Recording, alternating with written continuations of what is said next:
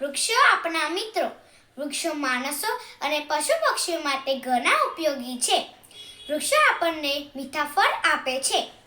ઘટાદાર વૃક્ષોની છાયામાં પશુઓ અને લોકો આરામ કરે છે.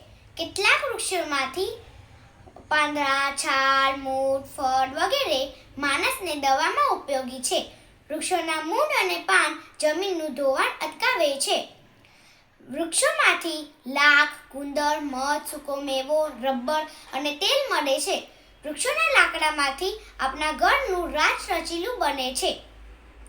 વૃક્ષો ધરતી પરની શોભા છે. વૃક્ષો હવાને શુદ્ધ રાખે છે.